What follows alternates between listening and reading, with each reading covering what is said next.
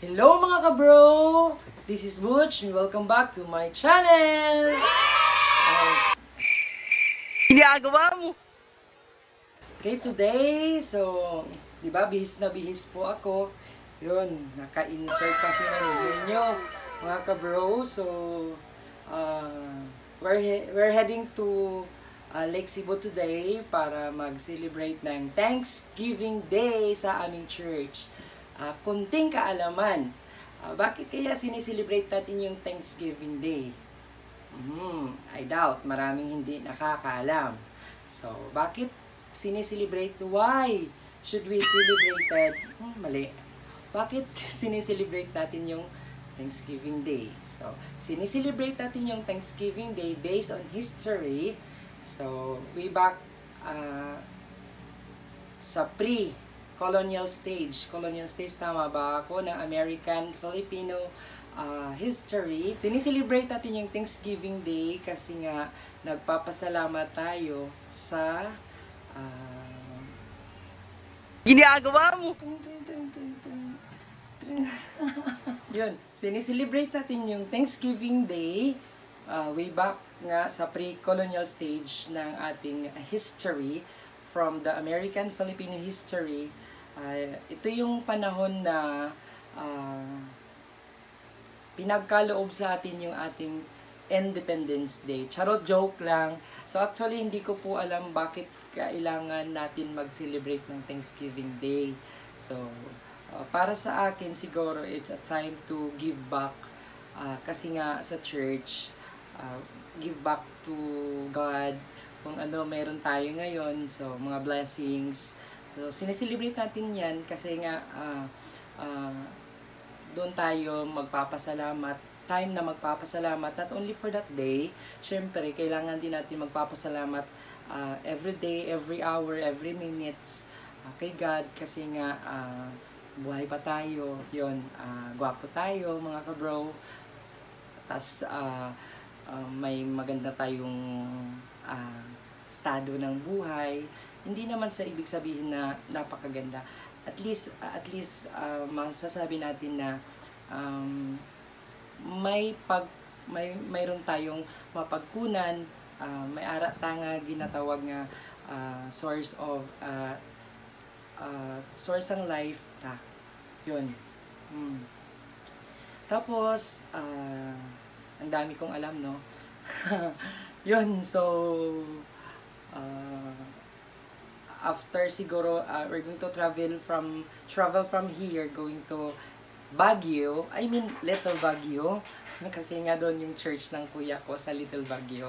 So part yan ng Surala. So mga 30 to 40 minutes lang po na travel. So may God bless us sa travel namin. Yun nga, tapos more pa na mga lesson and pwede natin kukunin doon during sa Thanksgiving celebration ng church. So, see you there guys after 1 hour. Bye! Tara mga bro! Punta na tayo ng Baguio, Little Baguio para mag-celebrate ng Thanksgiving.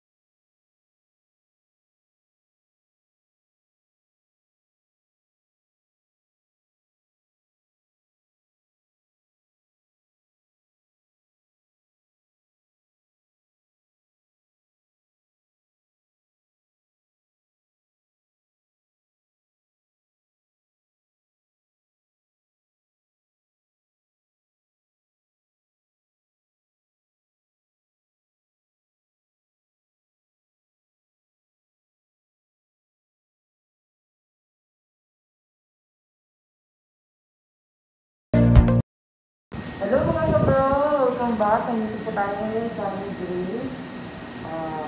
Magpo-purchase po tayo ng anniversary cake para sa aming church. So which means, kailangan gumagawa ng church, tawag ito sa decoration. Chapter means, yung piniliwan po color scheme. So, mura lang po. If gusto nyo bumili, please visit this area. So, yun.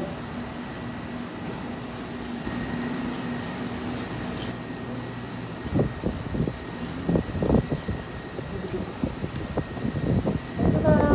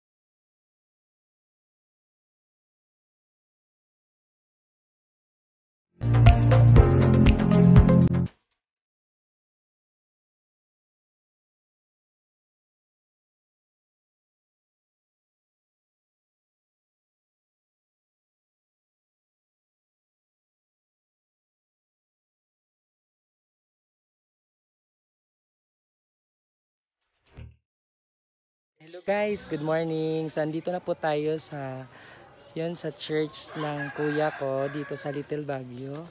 Yan po. So magsi-celebrate po kami ng Thanksgiving dito. So magsisimula na ata yung yung church, yung service, tapos medyo madaming tao kasi ng anniversary ng church. So tara guys, pasok tayo. Let's go.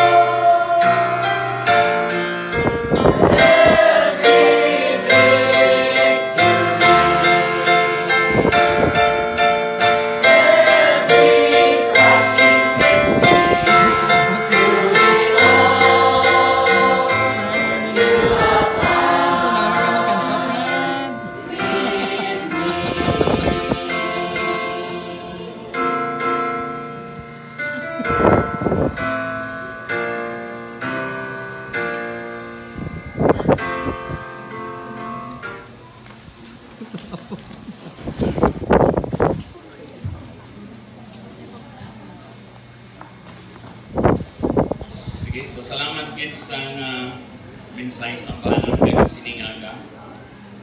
Gusto ko ipahibalo sa inyo ang among speaker, Pastor Ben Pagani. Nagatrabaho sa Marbel since 2008.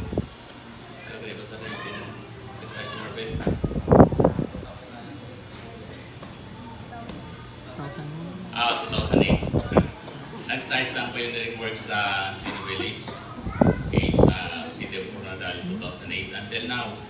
So, may isang asawa, may isang kabata, kag nag-graduate siya sa education 2017. Okay, kag subong nagatudlok sa King's College of Marbel.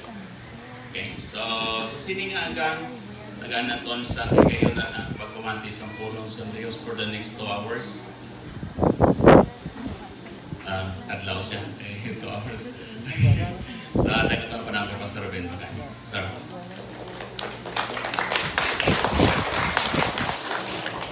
Merry Christmas, everyone.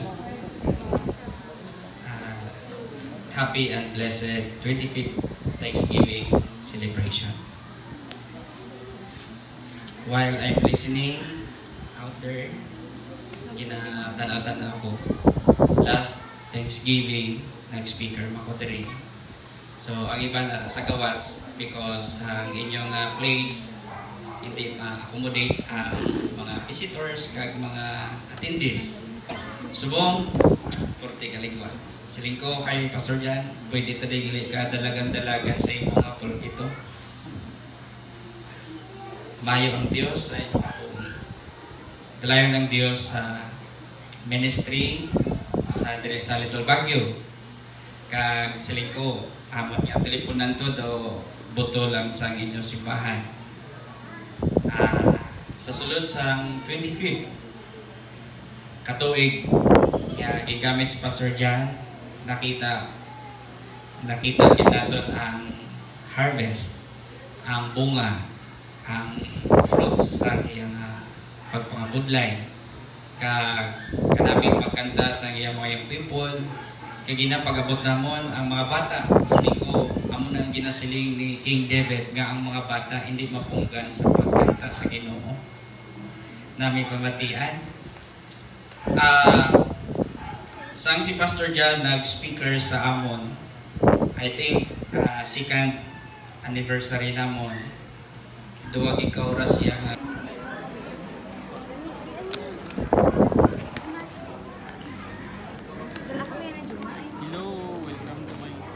video na no.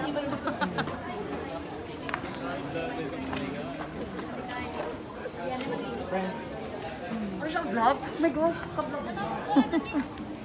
Manager, a vlogger. Hello po. Pa-shout out. Shout out naman. Pila lang kami sa sunod. Hindi na pumapalit. Thank you. Okay po. Ano pa? Ano sa inyo?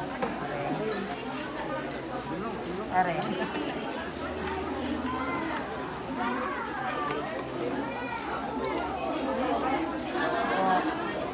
Anoy? Ari si mo special na no? Siyempre. Man. Ano bigyan ako ng ni? Paborito ko. Chokes. Okay na? Kalang. Oh, kena bigyan kita ko. Lab, ano mo lab? Ma'am daw? Pinakakilala? Ma'am lab. Are. Ma'am tata. Nadula ang alas 10, amo kang salakyan, alas 12. Eh, Naubos na ang buti. nagpapakyan ang salakyan. Ay, may isa pa din. Salakyan ang surala, pahalin. Ito naman. Kacinta nga violet. Anong black? Ano ka ba? Ano ba? Ano na ako, color blue, hindi pa, don't touch. Are, baby. Yan. Thank you. Wow. Ano si Mura? Ano lang, kuya, isa pa, ano? Thank you. Amuari kami. Okay na. Guys, welcome back. So, tapos na po yung anniversary celebration dito sa aming church. Yun. So, tapos na po. Yun. So,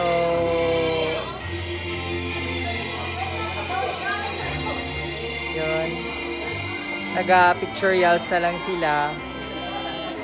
Nang iba nagahampang na lang. Kag tapos na. Wala na sang tao. Yun. Tapos na. So, see you next vlog guys. Salamat. Bye-bye.